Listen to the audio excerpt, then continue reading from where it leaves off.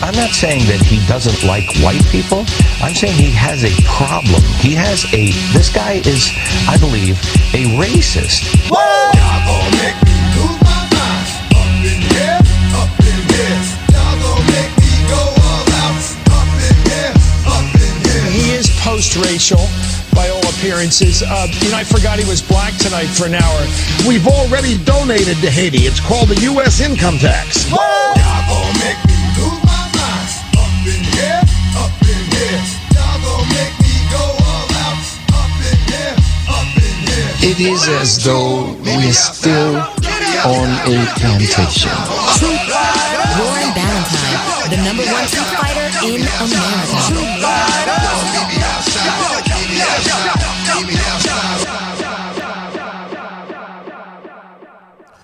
All right, Truth Fighters, 888-669-2281, 888-669-2281. You want to weigh in on what we're talking about? Let's start off with Virginia, in Virginia, line 1. What's up, Virginia? Good morning. Happy New Year. Good morning, Warren. Happy New Year. How are you? Can you hear me? I can hear you. Go ahead, love. Hello? Okay. Listen, I'm going to simply relate this question with the ranchers and black men, black people getting shot down in America. I'm going to refer everything back to the co-op. And this is what I'm saying. Those people in, where are they, in Colorado, the Bundy, wherever they are, they own land. These are ranchers. They own land. They own property. So that means they have value. So they're not going to come in and they're not going to shoot them up. They're not going to bring in the armored guards because they have value. Whereas the average Joe, the average black man on the street, the average working African-American, we're living paycheck to paycheck. We don't own anything, so we're not considered a value in this United States. So when we get the co-op and we start to own land, then we come together and we have money, then we become a value. And that's what I say.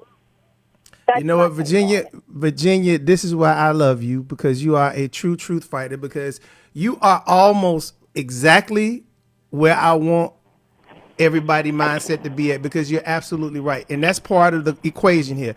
Part of the equation that's going on in Oregon is the fact that these men are ranchers and landowners, and they have value in the eyes of these other people. They have value, and because they have value to them, they're not trying to arrest them. They're not trying to shoot them. They're not trying to do nothing to them. They're trying to talk to them. Oh, you guys don't need to do this. You guys don't need to do that. And so this is why I love this show and love the listeners so much, because I tell people this all the time. I have some very, very, very smart truth fighters who see stuff sometimes even better than I do, and they get it better than I do. And this is one of these cases that I was like, okay, I wonder if somebody's going to really understand why they're not going after these ranchers. And you got it right off the bat. First caller. Because you're absolutely right. You're absolutely right. If we don't collectively come together and put our monies together and own something and build something, we don't have any value to them. So when they see us, they don't even look at us like we human. That's a person. Like we human. That's a person at all. Yeah, so that's why I'm excited. I'm talking about the co-op, not just for myself, but I see this as an opportunity for generations behind me. I have nieces and nephews that are behind me that I want to be able to leave a legacy for. And I can't do it working my government job, living paycheck to paycheck. I can't do it by myself, but I can do it with 40,000 other people who look like me. I can do it then. So that's why I'm hoping. I prayed on it for the new year, and this is going to be a blessing. And the ones that are going to be with us, they are. And the ones who don't, sometimes they not need to see to believe. And we just have to show them. And that's Happy it. New Year, Warren. Looking forward to working with you. All right, Virginia. Look forward to working with you. Thank you for the call. But Virginia was right out the gate about the Oregon situation. See, all this stuff ties in together. You just got to look. See, we get so caught up in the racial aspect of it. And see, that's the easy aspect. And see, this is what I'm saying about the fake leaders, because the fake leaders make you jump on the racial part of it instead of making you look at the bigger picture of it. The bigger picture of it is they own land. They're ranchers. They own land. Now, guess what? The same fact scenario, right? Same fact pattern scenario.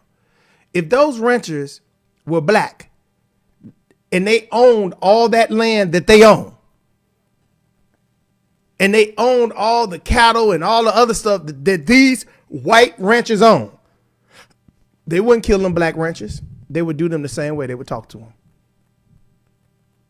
They would talk to them. And let me tell you the reason why they would talk to them, okay?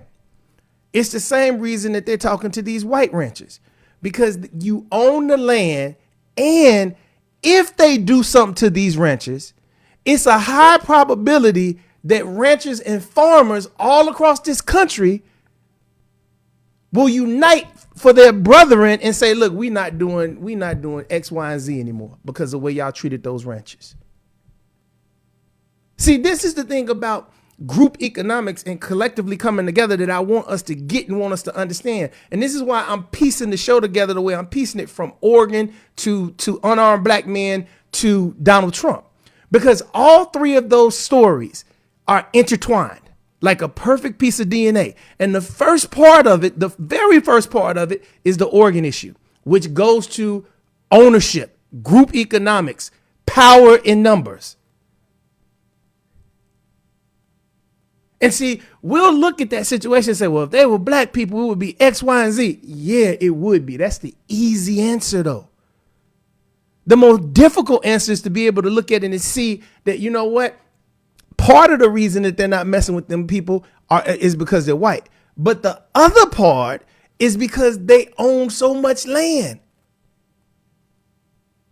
And they understand that if they do something to these people, that it's a great possibility that other people who are in their industry, and see, that's the one thing a lot of people don't want to talk about in this country. Farmers, I'm gonna tell you some of the three of the most important people in commerce in America: ranchers, farmers, truck drivers, over-the-road truck drivers. Three of the most important people when it comes to commerce in America, because the ranchers and the farmers are developing the food that we eat. The truckers are moving everything.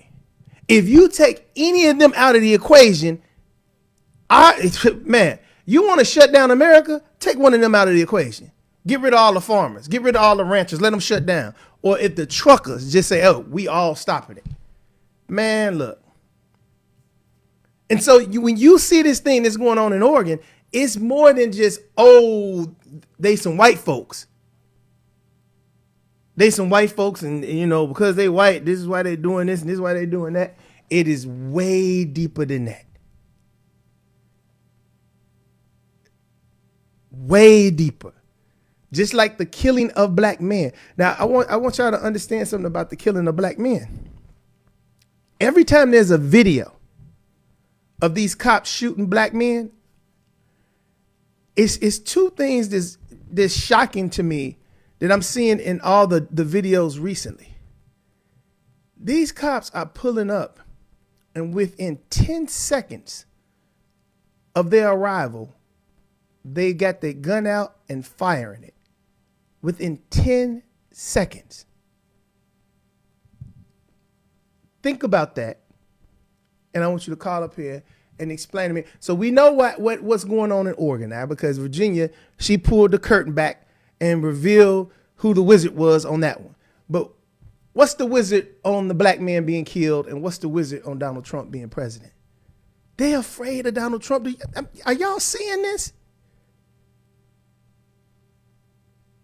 Let me see if I can find that interview, and I may post it. Let me see if it's on YouTube somewhere, and I may post it so you guys can see for yourself how the Clintons ran away from a fight.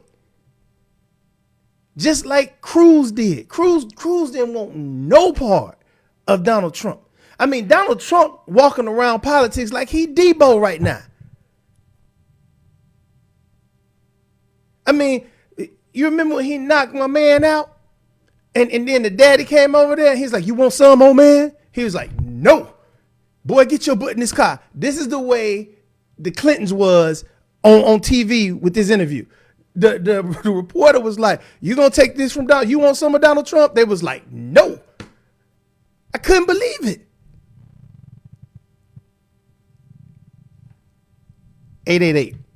888-669-2281.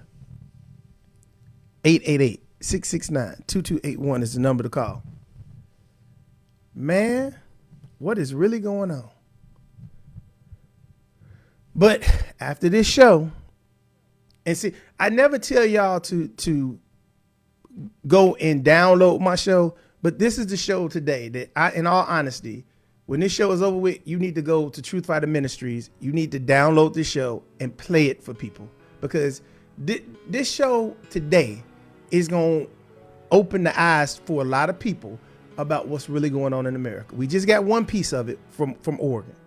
So we're going to piece this together, and by the end of the show, I'm going to connect all the dots and show you how they're perfectly intertwined, like a perfect spiraling piece of DNA. And I keep using DNA for a reason, because it's the fabric of what this nation is.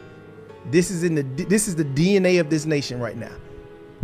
The three things that I'm going to tie together. 888-669-2281. 888-669-2281. Talking to you, Truth Fighters, Warren Ballentine Show.